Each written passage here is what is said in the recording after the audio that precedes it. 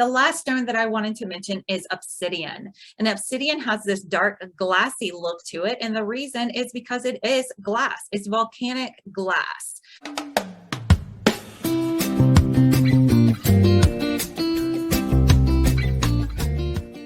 The way that the lava cooled makes this shiny stone crystal that is very known for having grounding properties. It also helps to support your root or your base, your first chakra, and it helps you to protect you from negative energy. It's known to offer relief for arthritis and cramps. It helps to dissolve emotional blocks, and it's known as a stone without limitations. So if you're looking to break out of what you feel like has been limiting you, this is the stone for you to go to.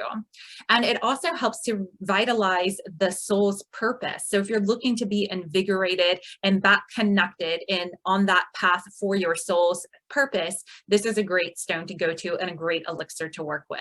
It's also great for the body, mind, soul balancing, and also helps with inner reflection. It aids in intuition and spiritual growth, and it helps with isolation and loneliness. It is also the stone of purity, and it aids in clarity and support during times of adversity and change.